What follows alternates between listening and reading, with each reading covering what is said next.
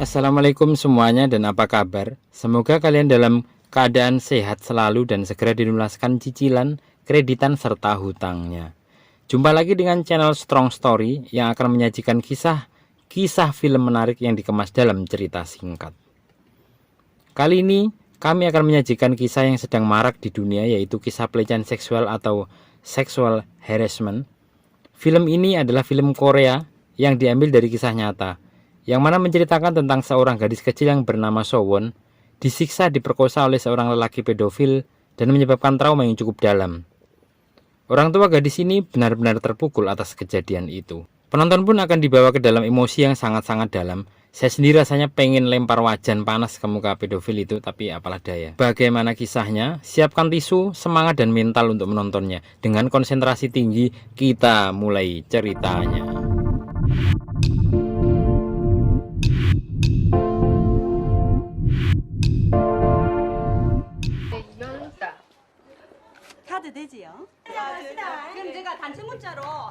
Di suatu kota di Korea hiduplah sebuah keluarga yang memiliki seorang putri kecil yang cantik bernama Sowon.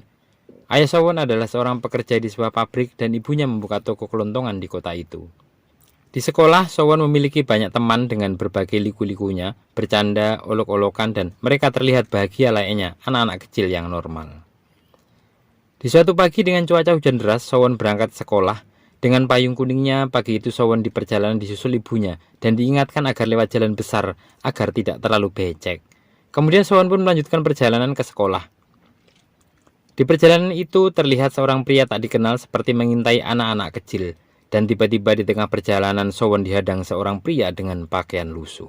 Dengan sedikit basa-basi kemudian pria ini menyekap dan memperkosa Sowon. Tak lama berselang, Sowon yang sudah terluka menelpon 911. Scene berlanjut di sekolah Sowon. Di sini nampak banyak polisi berkumpul dengan temuan seorang gadis terluka parah dan sekarat. Kemudian salah satu orang tua murid, yaitu ibu dari Yong Seok, menelpon ibu Sowon dan menceritakan ada temuan gadis di bangunan dekat sekolah. Naluri seorang ibu langsung terasa dan ibu Sowon pun bergegas pergi ke rumah sakit. Ayah Sowon sedang bekerja, tiba-tiba mendapat telepon dari Inspektur Seo. Inspektur memberitahu bahwa Sowon terluka parah dan dibawa ke rumah sakit Changwon, dan inspektur memintanya agar datang secepatnya. Tanpa basa-basi, secepat kilat Ayah Sowon datang ke rumah sakit itu. Di rumah sakit nampak ibu Sowon datang dengan panik dan tangisannya, berlari memasuki rumah sakit. Dan nampak di rumah sakit itu Ayah Sowon sudah terlebih dahulu datang. Di sini Ayah Sowon terlihat lebih tenang. Sambil menunggu proses penanganan, Ayah Sowon menanyakan ke polisi apa yang akan dilakukan selanjutnya. Kemudian ayah ibu Sowon dengan kesedihan menunggu proses operasi berjalan. Tak lama kemudian seorang perawat datang dan memanggil wali dari Sowon.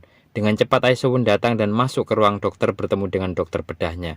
Dan di sini dijelaskan bahwa untuk menyelamatkan Sowon, dokter harus melakukan pemotongan usus besar dan membuat anus buatan. Tak ada pilihan lain, ayah Sowon meminta agar dokter menyelamatkan putri kecilnya itu. Terlihat kesedihan di kedua orang tua Sowon. Tak lama berselang operasi itu berhasil dan orang pertama yang menemui Sowon adalah ayahnya. Dengan menahan kesedihan, ayah Sowon berusaha menguatkan putri kecilnya.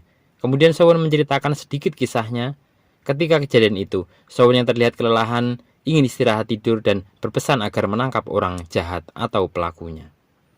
Setelah ayah Sowon keluar dari kamar pasien dan ke lorong rumah sakit, di sini ayah ibu Sowon ditemui seorang poluan dan menceritakan bahwa pemeriksaan TKP sudah ada hasil dan ditemukan sidik jari yang cocok dengan residivis kasus serupa. Alamatnya pun telah diketahui. Tanpa basa-basi ayah Sowon mendatangi kantor polisi dan dengan marah minta segera menangkap pelakunya. Sempat terjadi perdebatan sengit di kantor polisi itu, namun polisi mesti mendapatkan kesaksian korban agar bisa segera menangkapnya. Dengan cekatan ayah Sowon menemui istrinya agar segera tertangkap pelakunya, namun ibu Sowon masih mengkhawatirkan kondisi psikologis dari putri kecilnya itu. Setelah diskusi dengan seorang polisi, maka dipanggil seorang ahli psikologis pelecehan anak dari Sunflower Center. Kemudian pertemuan ayah, ibu Sowon, polisi dan ahli psikologis itu dilakukan dan disepakati mereka setuju untuk mewawancarai Sowon agar bersaksi menunjuk salah satu terduga pelaku. Dengan hati-hati ahli psikologis itu berkomunikasi dengan Sowon. Dan polisi mulai menunjukkan foto satu persatu pelaku dan sampai pada pelaku yang diduga melakukannya. Sowon, seorang gadis cerdas ini, menunjuk pelaku dan menceritakan keyakinannya bahwa dari wajah dan mulutnya dialah pelaku yang sangat-sangat biadab itu. Keesokan harinya beberapa polisi mendatangi rumah pelaku dan dengan gesit mereka tangkap pelaku ini. Ae So-won yang di rumah sakit dihubungi penangkapan ini. Dengan cepat Ae So-won ke kantor polisi, namun sudah banyak wartawan dan Ae So-won tidak diizinkan masuk bertemu pelaku. Di sini Ae So-won khawatir pemberitaan ini menyebabkan kondisi psikologis So-won terganggu dan dia segera bergegas ke rumah sakit. Segera Ae So-won memindahkan putrinya ke kamar lain untuk menghindari kejaran wartawan. Sesampainya di ruang pasien, nampak Ae So-won ingin membersihkan kotoran So-won, namun terlihat So-won trauma dengan laki-laki meskipun dia adalah ayahnya. Segera kru dokter datang menangani So-won dan nampak ibu So-won pingsan saat meminta bantuan ke perawat. Ternyata ibu So-won tengah hamil 5 bulan, yang mana Ae So-won tidak tahu akan kehamilan istrinya itu. Keesokan harinya Ae So-won menelpon sahabatnya yang dia adalah bosnya di pabrik tempat kerjanya. Yang mana Ae So-won ingin mengundurkan diri dari tempat kerja karena lamanya dia tidak masuk kerja. Dan sahabat baik ini memberikan waktu yang cukup untuk Ae So-won agar menyelesaikan dan mengurus anaknya. Dan bersikeras memberikan pinjaman uang pada Ae So-won, sungguh-sungguh sahabat yang sangat berhati malaikat. Di hari persidangan pertama So-won, ibunya ingin ikut namun ayah So-won melarang karena sedang dalam perawatan. Kemudian datanglah istri sahabat yang sangat baik itu ke rumah sakit menjenguk ibu So-won. Di sini nampak keakraban mereka dan saling support satu sama lainnya. Di persidangan kasus pemerkosaan itu, ayah So-won dan sahabatnya datang. Nampak di sini pelaku dengan wajah polosnya berusaha berkelit atas tuduhan-tuduhan itu. Di akhir persidangan, nampak sahabatnya begitu emosional dengan memaki dan melempar sepatunya ke arah tersangka. Kembali ke rumah sakit, nampak psikolog ini menghibur So-won dengan boneka-boneka manusia kegemaran So-won, yaitu Kokomon. Nampak di sini ibu So-won, istri sahabatnya ikut menghibur dan nampak Ae So-won sedikit terobati dengan melihat anaknya yang terlihat ceria. Setelah itu mereka makan bersama dan diakhiri dengan Ae So-won yang menyewa boneka itu meski dengan harga yang cukup mahal. Suatu malam terlihat psikolog sedang bercerita dengan ibu So-won untuk menguatkannya, dan di ruang perawatan So-won nampak ayahnya dengan kostum Kokomon berusaha menghibur So-won. Terlihat kebahagiaan pada wajah So-won. Setelah So-won cukup membaik, tibalah saat So-won kembali ke rumah dan ayah So-won bekerja. Di sini terlihat support yang besar dari rekan-rekan kerja ayah So-won dan para orang tua kelas So-won. Sampai So-won di rumah terlihat begitu banyak ucapan-ucapan dukungan padanya. Tiba masa masuk sekolah, So-won diantar ibunya ke sekolah dan nampak ayah So-won sudah di sekolah menjelaskan agar So-won tidak ditemui oleh guru pria. Dan sekolah begitu mendukung dan memahami situasi So-won.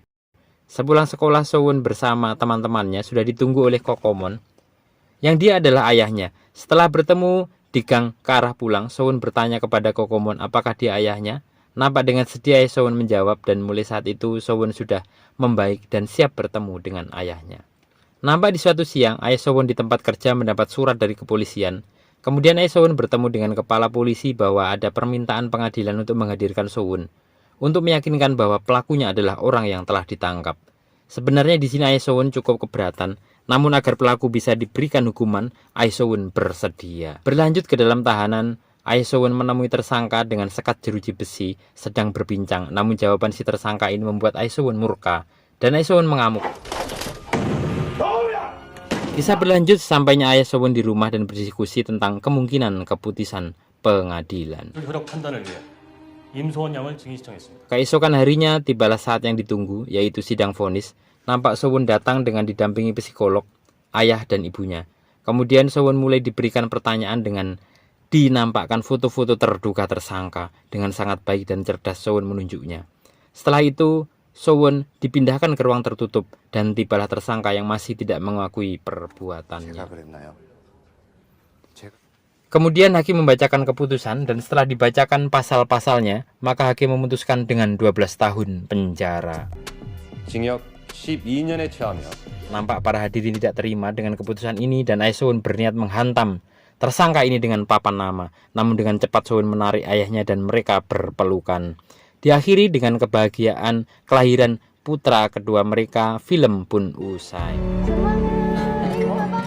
Film ini menurut saya cukup kuat menggugah emosi penonton, meski vonis akhirnya tidak memuaskan penonton dan keluarga korban.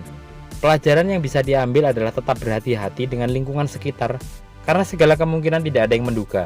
Sekian kisah ini disampaikan dengan segenap jiwa kami turut berduka atas musibah yang menimpa Sowon dan kami undur diri.